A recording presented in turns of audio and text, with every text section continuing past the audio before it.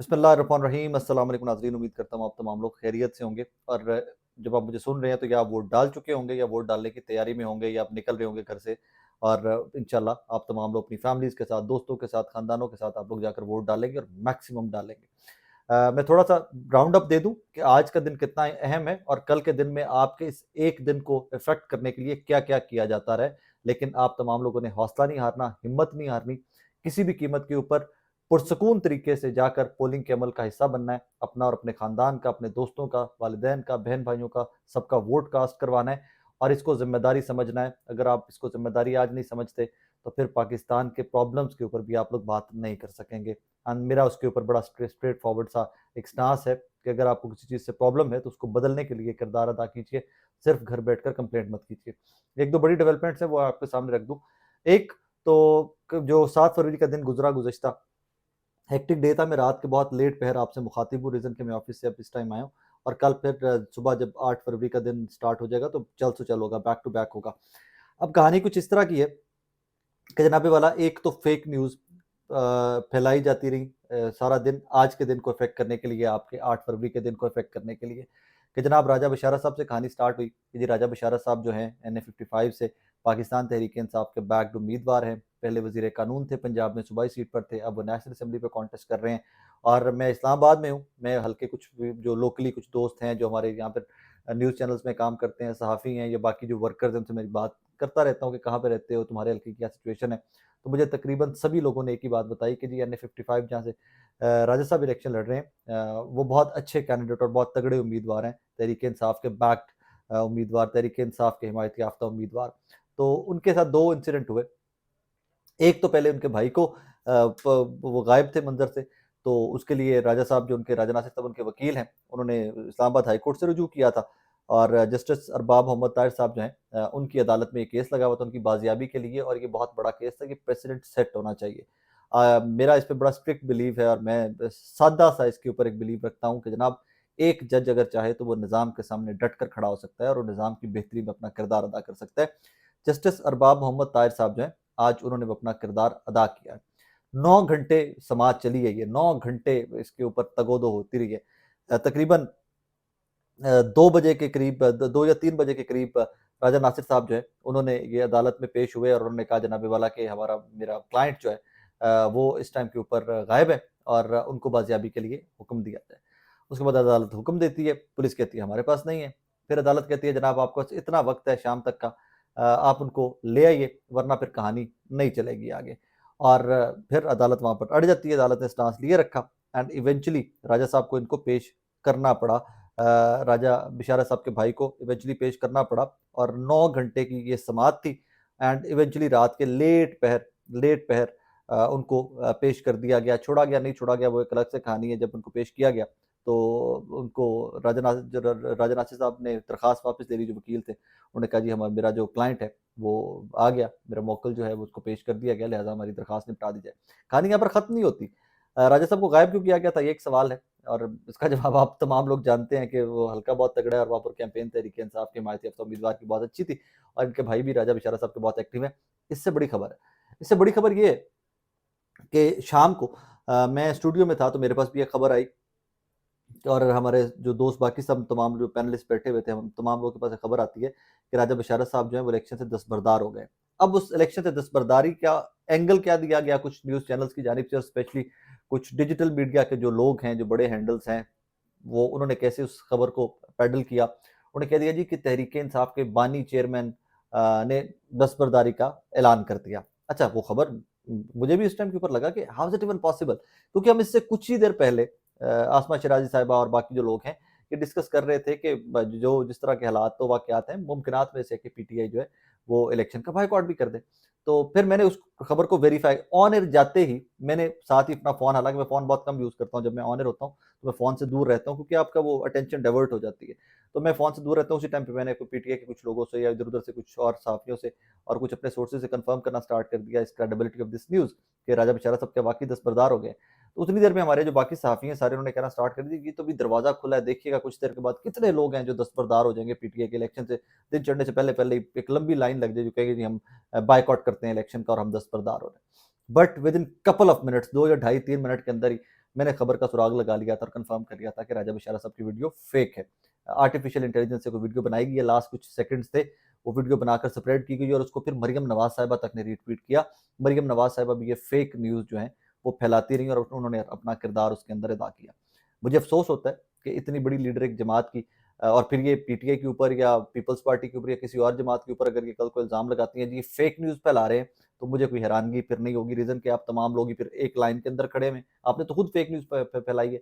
आप कैसे किसी के ऊपर इल्ज़ाम लगा सकती हैं? फिर बहुत बड़े-बड़े न्यूज़ चैनल के जियो और जंग के और बड़े चैनल्स के जो सहाफ़ी हैं, उन तमाम लोगों ने भी ये फेक न्यूज़ जो है राजा बशारा साहब की इलेक्शन से दस्तबरदारी और बायकॉट करने वाली को डिफरेंट एंगल्स देकर, डिफरेंट रंग देकर बहुत पैडल किया है।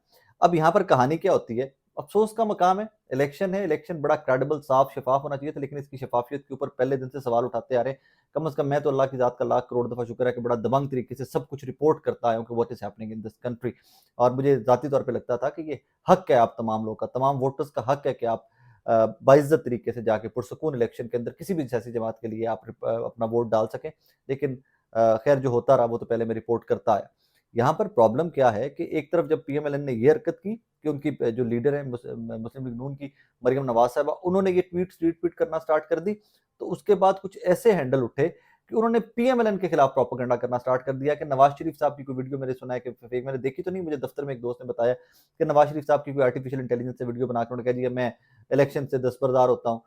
कभी कोई ट्वीट आ जाता था, कभी कोई फेसबुक स्टेटस आ जाता था, व्हाट्सएप ग्रुपों के अंदर फेक न्यूज़ चलाना स्टार्ट कर दी, बहुत सारी पब्लिश होना स्टार्ट हो गई। और मैं हमेशा से कहता हूँ कि fake news, specially social media की जंग जो है, डिजिटल मीडिया की जो जंग है, यार ये बहुत सारे वोटर्स का उनका उनका यू हैव नो आइडिया, मेरे पास अल्फाज नहीं है कि मैं आपको कैसे ये बात समझा सकूं। आप उनके हौसले तोड़ देते हो। मुझे नून लीग का वोटर भी फील्ड में चाहिए, मुझे जमाते इस्लामी का वोटर भी बैलेट बॉक्स तक जाता हुआ चाहिए, मुझे पीटीआई का वोटर भी वहां पहुंचता हुआ चाहिए, मुझे हर पाकिस्तानी जिसके पास शनाख्ती कार्ड है जो 18 साल के ऊपर का है, मुझे उसको पोलिंग बूथ तक, मुझे पोलिंग स्टेशन तक पहुंचाना है, मुझे उसको वोट डलवाना है। यार मेरी स्ट्रगल ये है, मेरी स्ट्रगल जमहूरियत की है, मेरी स्ट्रगल आपके और मेरे मुल्क के बेहतर फ्यूचर के लिए। तो जब आप काउंटर करना स्टार्ट कर देते हो प्रोपोगंडा को विद प्रोपोगंडा, तो नुकसान आप लोग 8 फरवरी का आज के दिन का कर रहे हो। तो लिहाजा मैं तो इस तरह की चीज़ों को कभी भी इनकरेज नहीं कर सकता, कोई भी सियासी जमात हो। मैं तो अक्रॉस द बोर्ड इसको सबको कंडेम करूंगा और डिस्करेज करूंगा। इसकी ज़रूरत क्या है, इसकी ज़रूरत क्यों है, ये मुझे आपको बताने की ज़रूरत नहीं है कि वोटर को कंफ्यूज किया जाए। बैरिस्टर गौहर साहब हमारी ट्रांसमिशन का हिस्सा थे, हमने उसकी वो उन्होंने टाइम दिया हमें, तो उन्होंने कहा जी कोई किसी किस्म का बंदा हमारा दस्तबरदार नहीं हुआ। और मेरी इन्फॉर्मेशन ये भी थी कि कुछ और मजीद इस तरह की दस्तबरदारी की वीडियोज़ भी आ सकेंगी ताकि वोटर्स को कंफ्यूज किया जा सके और वोटर्स को तोड़ा जा सके। एंड में इस व्लॉग के ऊपर मैं थोड़ा शर्मिंदा भी हूँ, लेकिन मेरे हौसला बुलंद है, मैं बड़ा पॉजिटिव हूँ, बड़ा ऑप्टिमिस्टिक हूँ कि कल पाकिस्तानी निकलेंगे, अपना वोट का इस्तेमाल करेंगे, किसी भी सियासी जमात के लिए करेंगे, अपने वोट का इस्तेमाल करेंगे, बिकॉज आपके और मेरे पास ताकत सिर्फ वोट की है, हमारे पास और कोई ताकत नहीं है। जमहूरियत के अंदर, बाशऊर मुआशरों के अंदर, तहजीब याफ्ता लोगों के अंदर, पढ़े लिखे लोगों के अंदर आपकी और मेरी अफकार की जंग सिर्फ एक होती है, और वोट, नजरियात की जंग होती है, वोट। उसके ऊपर आपने काम करना होता है। वोट के जरिए आपने मुझे हराना है, वोट के जरिए मैंने आपको हराना है, और वो सिर्फ मेरे पास 5 साल के बाद वो दिन आता है कि 5 साल के बाद मैं अपना वोट इस्तेमाल कर सकूं। मैं शर्मिंदा, कुछ 2.5 करोड़ के करीब जो नए वोटर हैं, जो 18 साल के में जो नई वोटर लिस्टों में ऐड हुए, मैं आप तमाम लोगों से यकीन मानिए बहुत शर्मिंदा हूं। मैं उन लोगों में से हूँ कभी भी जो आपको जमहूरियत का ये चेहरा नहीं दिखाना चाहते थे कि जो जमहूरियत का चेहरा आप लोगों ने 18 साल का होते ही पहली दफ़ा ये आपका जो वोट कास्ट करने का टाइम आया, तो जो भयानक चेहरा आप लोगों ने जमहूरियत का देखा है, I am sorry for that. मैं पाकिस्तानी होते, एक सहाफ़ी होते और उम्र में आपसे बड़ा होते, मैं शर्मिंदा हूँ। यकीन मानिए कि मेरी पूरी कोशिश थी, मेरी ख्वाहिश थी, मेरी दुआ है कि आज भी दुआ है कि आप जमहूरियत का वो चेहरा देखते कि जहाँ पर एक फलता-फूलता पाकिस्तान, जहाँ पर आपकी विल से आपकी हुकूमत आती है, आपकी मर्ज़ी से, आपके वोट से आपकी हुकूमत आती है। किसी जमात के ऊपर कोई कदर नहीं होती, किसी जमात को कॉर्नर नहीं किया जाता, किसी जमात के उम्मीदवार का भाई रात के 12-12 बजे तक अदालतें लगकर बाजियाब नहीं करवाया जाता। मैं कभी नहीं चाहता था कि मैं जमहूरियत को आपका ये चेहरा दिखाता। लेकिन बदकिस्मती की बात है कि अभी शायद पाकिस्तान के अंदर जमहूरियत इतनी तनावर दरख्त नहीं बनी, अभी इतनी ताकतवर नहीं हुई, लेकिन आपने डिसार्ट नहीं होना। आप लोग आज 18 साल के हुए हो, इंशाल्लाह अगला वोट आप 23 साल की उम्र में करोगे, उससे अगला वोट 28 साल की उम्र में करोगे। आप लोग वोट करते रहोगे, अपने वोट का इस्तेमाल करते रहोगे, तो इंशाल्लाह एक दिन आएगा कि मैं यूँ ही बैठा रिपोर्ट कर रहा हूँगा कि चंद साल पहले जो सफ़र हमने सबने मिलकर स्टार्ट किया था, आज वो बेहतरी की जानिब आ गया। मैं आखिर में आप तमाम लोगों को फिर से दरख्वास्त करूँगा, पॉजिटिव होकर ईमान का हिस्सा बनाकर इसको कौमी फरीज़ा समझकर, और ईमान का हिस्सा इसलिए कह रहा हूँ कि ईमान का हिस्सा इसको यूँ बनाइएगा कि आप पाकिस्तान की बेहतरी के लिए जा रहे हैं, आप पाकिस्तान की बेहतरी के लिए वोट करने जा रहे हैं। आपको कुछ इस तरह की डिस्टर्बिंग न्यूज़ भी 7 फरवरी के दिन रात तक आती रही है कि कहीं पर कुछ छोटे-मोटे धमाके, एक कराची में हुआ, वहाँ पर एक बच्चा था, कांस्टेबल कोई पुलिस वाला था, उसका बच्चा था, उसके पास दस्ती बम था, वो फट गया एंड एवरीथिंग। आपको इस तरह की खबरें भी आती रही हैं, घबराना नहीं है आपने। ये मुल्क है और ये 8 फरवरी का दिन it's not a random day, ये कुछ छुट्टी नहीं है कि सिर्फ एक दिन आपको छुट्टी मिली है तो आप लेट तक सो सकते हैं या आप पिज़्ज़ा और बर्गर के लिए अपनी फैमिली को बाहर लेके जा सकते हैं आउटिंग में। नो! ये आपके कौम का, आपके मुल्क का मुकद्दर के फैसले का दिन है। क्योंकि अगर आप लोग नहीं निकलेंगे, अगर आपका, मुझे बड़ी मायूसी होगी, मैं बड़ा फ्रैंकली कह रहा हूँ, मुझे बड़ी मायूसी होगी कि अगर पाकिस्तान का वोटर टर्नआउट 60, 62, 65% से नीचे रहता है। मैं एक्सपेक्ट कर रहा हूँ कि पाकिस्तानी निकलेंगे, कसीर तादाद में निकलेंगे। सुबह-सुबह निकलिए, जब आप मुझे सुन रहे हैं, सुनते हुए निकल जाइए। इससे पहले आई एम श्योर कि आप चले गए होंगे।